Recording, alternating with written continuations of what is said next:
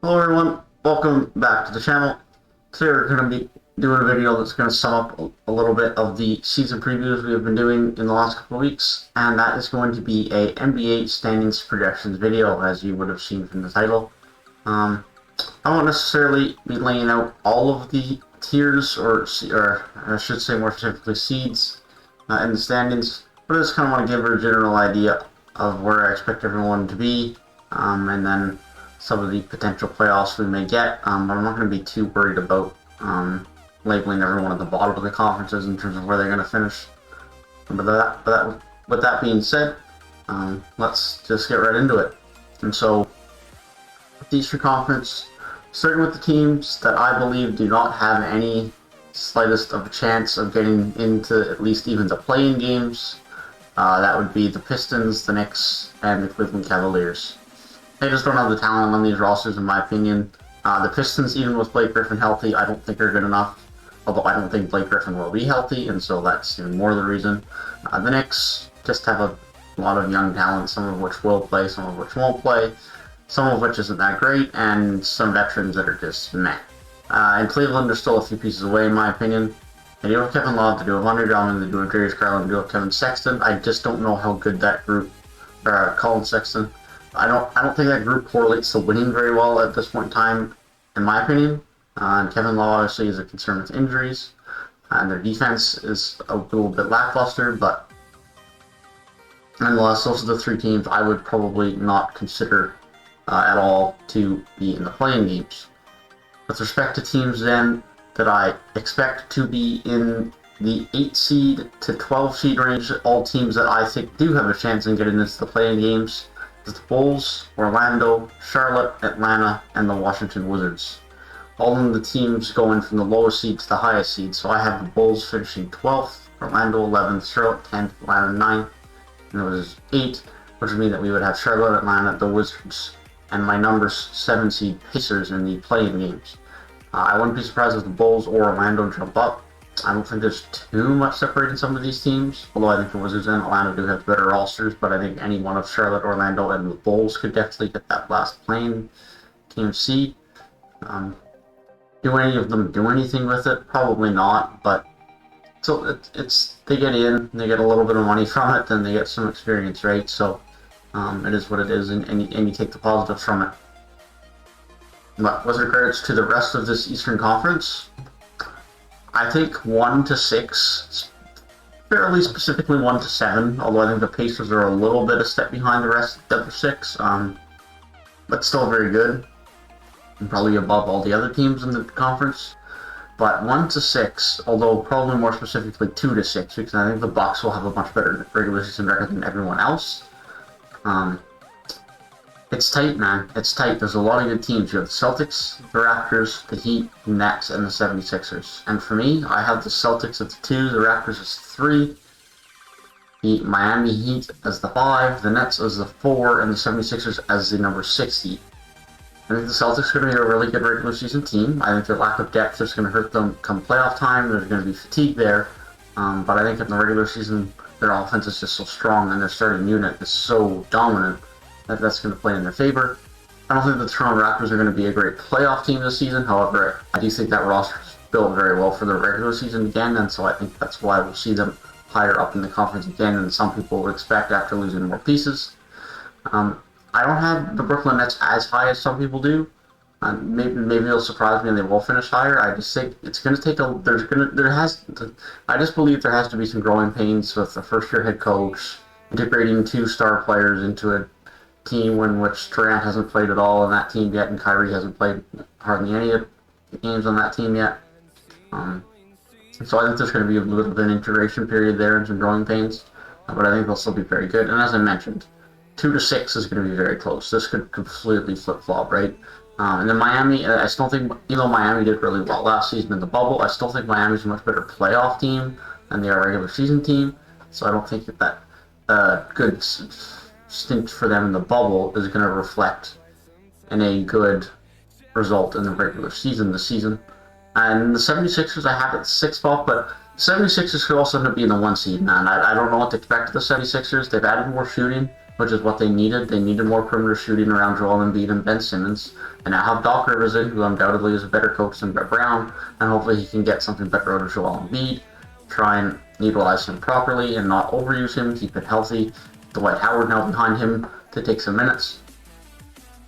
And so those 2 to 6 seeds in the East, I'm very excited to see how that plays out. It should be very close, similar to how close some of those seeds in the West were last season. So I'm excited to see how that plays out.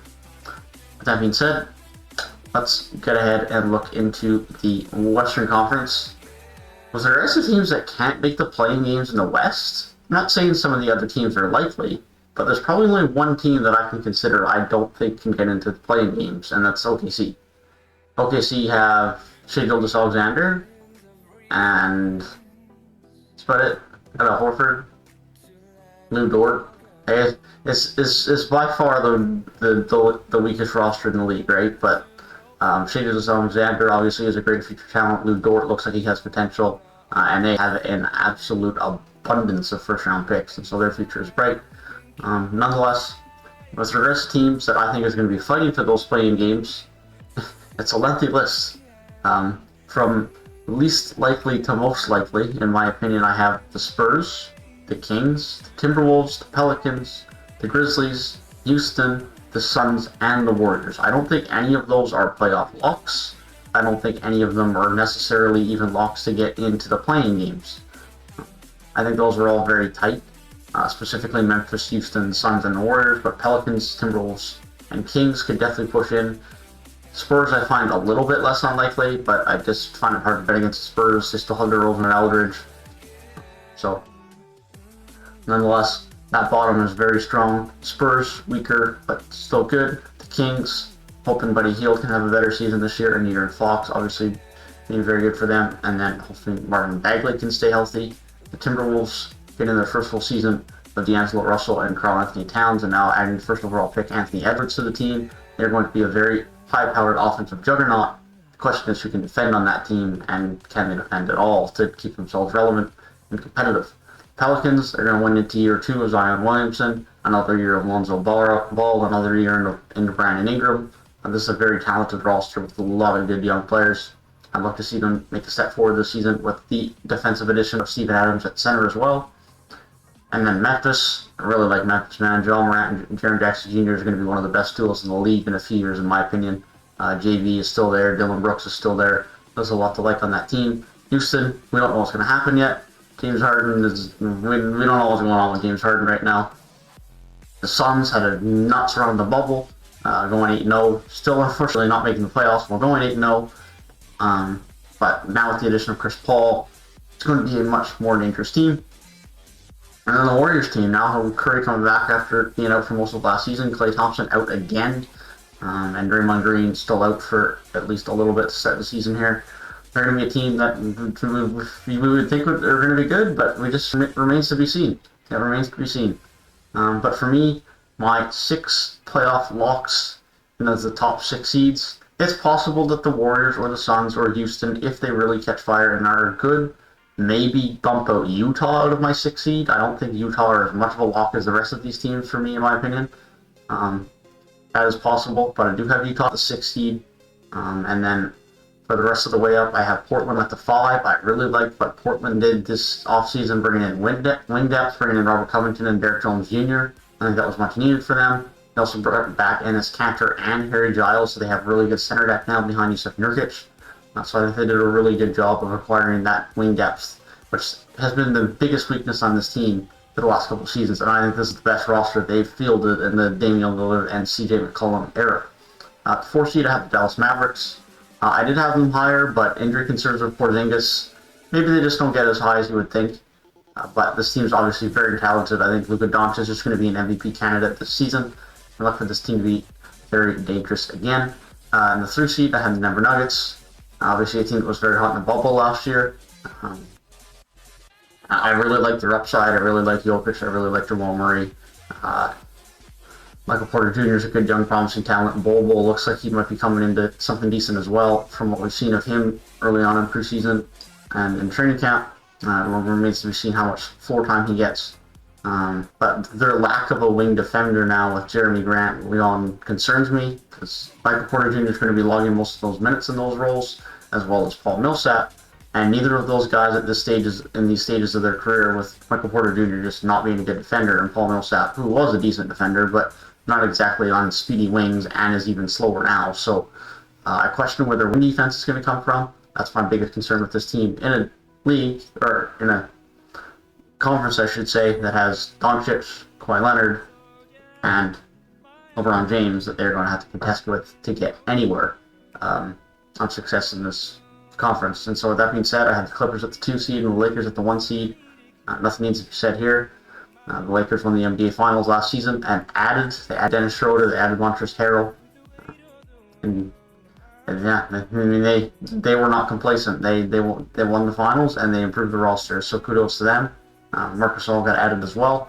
So then you look at the Clippers, and Serge Ibaka has come in onto this team as well. They obviously lost Montrezl Harrell, but a good team again. And also brought in Luke Kennard via trade and got rid of Landry Shamet. So I think these teams are both going to be very good. With regards to what I expect to see come playoff time, again, the East is a weird one. I really don't know what to expect. I think your two favorites have to be the Bucks and the Nets, in my opinion, with the Heat being a potential outlier. The Celtics don't have the depth for me. The Raptors, unless Siakam really improves his game and can play well come playoff time, like he didn't show last year, then they're not a good enough playoff threat to me. And the 76ers could be really good. I just don't know what to expect of them yet, so I'm not putting them up there yet. As far as the Western Conference, I think the two favorites for me have to be the Lakers and the Clippers, with the Mavericks being a potential outlier to cause an upset. I don't think Denver, with their wing defense, is going to be able to do it for me this season. As much as I don't think Jeremy Grant was worth bringing back, if they had to sign him for 3 years, $60 million, and even then, I don't know if he would have wanted to come back, because Jeremy Grant wanted a bigger offensive role, and he was never going to get that in Denver. So I don't think not re-signing him at that money was a bad decision. I just think that not being able to have any replacement in a wing defender now is really going to hurt this team more than some people think. And I know I've talked about this in their season preview video. I really like this Denver team. I'm a fan of this Denver team. I've been a fan of Denver teams for years, and I like some of the players they have on this roster. I really like Jamal Murray. He's a fellow Canadian. But so no hate against Denver. I'm just concerned about this team not having a wing defender, and I'm concerned about the fact that they came back down 3-1 in 2 playoff series, which is a very good feat of in itself. But it also raises the question: how would we think about this team if they lost to Utah in 5 games? Or how would we think comparatively if they lost to Clippers in 5 games after beating Utah? Like, there's lots of different ways to evaluate this team based on how they perform in the bubble, right? And you can go right off of the bubble hype, or you can take the pessimistic view. I'm not really sure where I fall. I'm probably a little bit more in the pessimistic view than the optimistic view. But I hope this team plays well. Like, I want this team to succeed. I love this roster, and I hope they absolutely prove me wrong and they can ball out. But that's where I see this team. But nonetheless, that is my thoughts on the upcoming NBA season and where I think some of these teams are going to land in the standings. So, yeah, I think that's going to kind of wrap up most of my off-season and season preview stuff. And now that we are getting into the second night of the NBA here tonight and everyone will have played, I am very much looking forward to this season. Hope you guys are as well, and I hope you guys enjoyed the video. Feel free to leave a like down below and subscribe to the channel if you are new. And I thank you guys for watching, and I will see you guys in the next